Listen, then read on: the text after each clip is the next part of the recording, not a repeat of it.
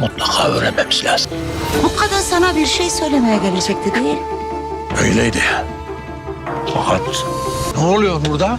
Ağanızı da, Albora'yı da başınıza yıkacağım. Kanada'ya gitmedin, döndün, her şey düzelecek mi sandın? Sen ne yaptın anne? Arkadaşlar, uzak şehirde bomba patlıyor. Sadakat'in Cihan'a Bora'nın babası Ecmel demesiyle başlayan bu skandalın devamında şimdi Ecmel'in gözü torununa dikildi. 30. bölümde yaşanacak gelişmeler sizi şoke edecek.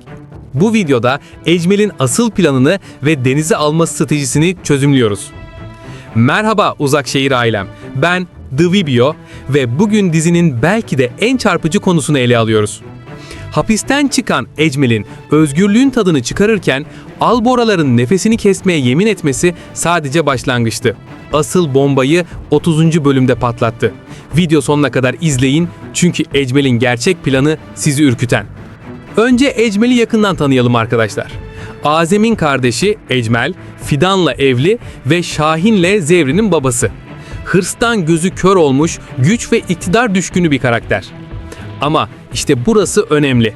Sadakat'in açıkladığı sır, Bora'nın babası Ecmel ile artık onun sadece amca değil, aynı zamanda Deniz'in gerçek dedesi olduğunu öğreniyoruz. Bu bilgi neden bu kadar kritik? Çünkü Ecmel artık Deniz üzerinde hukuki hakları olduğunu düşünebilir. Peki Ecmel bu sırrı nasıl kullanacak? İşte buradan sonra işler çok daha karmaşık hale geliyor. Plan A. Dede hakkı stratejisi. Ecmel'in ilk kartı çok güçlü. Kan bağı. Deniz'in gerçek dedesi olarak Alya ve oğlu Deniz'in hayatta kalabilmek için büyük bir mücadele vermek zorunda kalacağı durumda hukuki haklarını kullanabilir. Plan B. Duygusal manipülasyon. Deniz için Mardin toprakları adeta bir masal diyarı ve Albora konağı koruyucu bir kale hissi veriyor. Ecmel bu bağlılığı kendi lehine çevirebilir. Plan C. Aile baskısı. Ecmel'in aile içindeki kargaşayı fırsata çevirerek kendi safındaki isimleri çoğaltması stratejisinin bir parçası olarak Deniz'i kullanabilir. Ama durun, çünkü Ecmel'in asıl amacı sadece Deniz değil. Ecmel vs Cihan düellosu. Her hamlesi onu yeniden Cihan'la karşı karşıya getiren Ecmel için Deniz sadece bir araç. Asıl hedefi Albora ailesinin liderliğini ele geçirmek. Deniz'i alma planının arkasındaki stratejik sebepler: Cihan'ı zayıflatmak, yeğenini elinden alarak, Alya'yı kontrol etmek, anne çocuk bağını kullanarak, aile içi dengeleri değiştirmek, kendine sadık bir nesil yetiştirmek. Boran sırrının gücü. Bora'nın babasının başkası olduğunun ortaya çıkmasıyla Ecmel'in eli çok güçlendi. Artık sadece amca değil, gerçek dede olarak hareket edebilir. Ve şimdi en kritik kısım geliyor. Alya bu durumda ne yapacak? Annelik içgüdüsü mü, gerçekler mi? Alya'nın Bora'nı sıradan bir insan olarak bilmesi ama Mardin'e gelince kendini bir aşiretin içinde bulması gibi, şimdi de Deniz'in gerçek dedesiyle karşı karşıya. Alya'nın seçenekleri: kaçmak, Deniz'le birlikte Kanada'ya dönmek, savaşmak, Ecmel'e karşı hukuki mücadele vermek, pazarlık yapmak, Cihan'la güçlerini birleştirmek. Duygusal çıkmaz. Alya'nın Bora'nın yaptığını ihanet olarak görmesi durumunda şimdi de Ecmel gerçeğiyle başa çıkmak zorunda. Peki ya Cihan bu durumda ne yapacak? İşte en ilginç kısım. Kardeş mi, amca mı? Cihan'ın hayatının en büyük sırrını öğrenmesi sonrası artık Boran'la ilişkisini yeniden tanımlaması gerekiyor. Bu durum Deniz'e bakışını da değiştirir. Koruma güdüsü. Boran'ın vasiyetinde öldürülürsem Alya ile evlen, onu koru demesi Cihan için hala geçerli. Ama artık koruyacağı kişi sadece Alya değil, Ecmel'in torunu Deniz de olacak. Taktik hamleler. Hukuki mücadele. Ecmel'in haklarını sınırlandırmak. Duygusal bağlar. Deniz'le kendi ilişkisini güçlendirmek. Aile koalisyonu. Sadakatle ortak hareket etmek. Şimdi geldik en heyecanlı bölüme. 30. bölümde neler olacak? Senaryo 1. Açık savaş. %40 olasılık. Ecmel doğrudan Deniz'i alma hakkını kullanır. Cihan ve Alya birlikte karşı durur. Aile ikiye bölünür. Senaryo 2. Gizli operasyon. %35 olasılık. Ecmel Deniz'i kandırarak kendi tarafına çekmeye çalışır. Deniz'in Cihan'a hayranlığını kendi lehine çevirmeye çalışır. Senaryo 3. Pazarlık masası. %25 olasılık.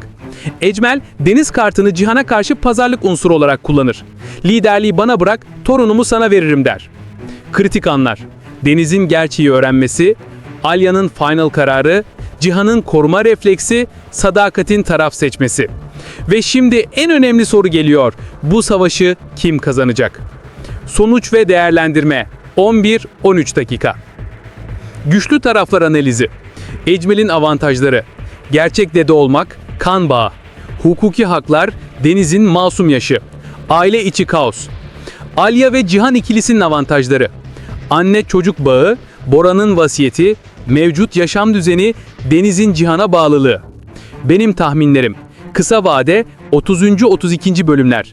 Ecmel saldırıya geçer ama tam başarılı olamaz. Orta vade 33-35. bölümler. Deniz gerçeği öğrenir, karmaşa yaşar. Uzun vade sezon finali, Deniz kendi kararını verir, muhtemelen Alya ve Cihan yanında kalır.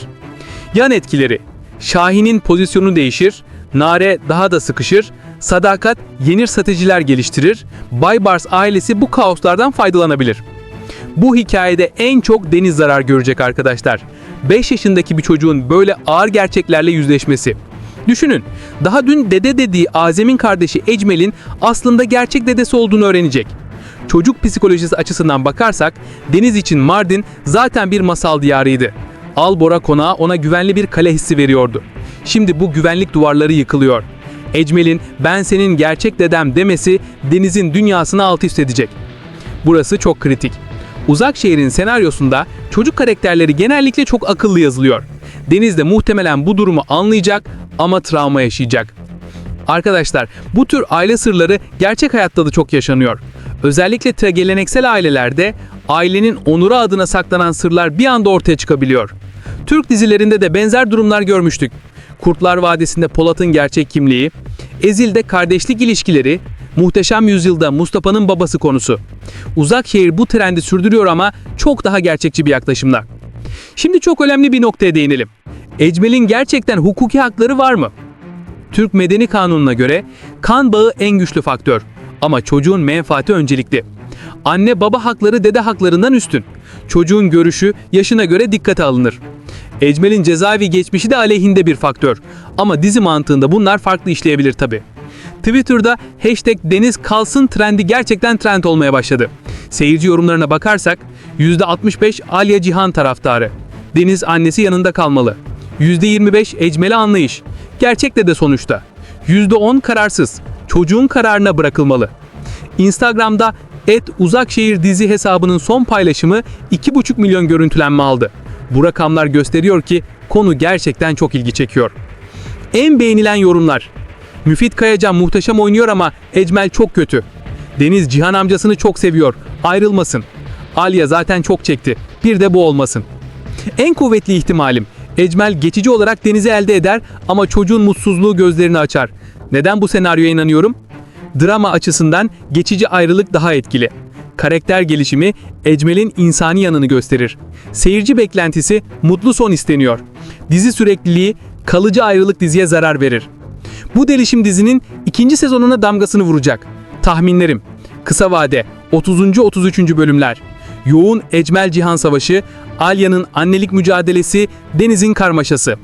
Orta vade 34-35. bölümler. Yeni ittifaklar, belki Sadakat Alya. Şahin'in pozisyonu değişim, Deniz'in büyüme süreci. Uzun vade sezon finali, Ecmel kalıcı güç olur ama torununu kaybeder. Alya ve Cihan bağı güçlenir, yeni düşmanlar ortaya çıkar. Ecmel Deniz'i geçici alacak, %75. Drama için gerekli. Alya ve Cihan ihtilafı güçlenecek, %85. Ortak düşman birleştirir. Deniz kendi kararını verecek, %70. Çocuk karakteri güçlü yazılıyor. Ecmel'in planı sonunda başarısız olacak, %80. Seyirci beklentisi. Müfit Kayacı'nın performansı övülecek, %95. Arkadaşlar, bu değişimler Uzak Şehir'i bambaşka bir boyuta kaşıyacak. Ecmel karakteri artık sadece kötü amca değil, gerçek bir aile reis adayı haline geldi. Bu durum diziye neler katacak? Daha derin karakter çatışmaları, gerçekçi aile dramları, güçlü duygusal sahne. Sosyal medya etkileşimi. Şimdi sizden sorularım. Ecmel'in Deniz'i almasını destekliyor musunuz? A. Evet, gerçekte de sonuçta. B. Hayır, anne hakları daha önemli. C. Kararsızım. Cihan bu durumda ne yapmalı? A. Ecmel'le savaşmalı. B. Pazarlık yapmalı. C. Alya'yı desteklemeli. En çok hangi karakteri destekliyorsunuz? Yorumlarda belirtin. 30. bölümde ne olmasını bekliyorsunuz? Deniz kimin yanında kalmalı? Hangi sahneyi en çok merak ediyorsunuz? Unutmayın, bu videoya like atmayı, kanalımıza abone olmayı, zil simgesini açmayı, yorumlarınızı yazmayı, bölüm yayınlandıktan sonra derhal detaylı analiz videomuz yayında olacak. Uzakşehir ailem, 30. bölümü sabırsızlıkla bekliyoruz. Bu Ecmel Deniz meselesi gerçekten çok heyecan verici olacak. Pazartesi 20'de Kanal D'de buluşuyoruz. Deniz'in ne karar vereceğini beraber göreceğiz. Umarım Alya anne hakkını alır. Kendinize iyi bakın. Bir sonraki videoda görüşmek üzere. Hoşça kalın.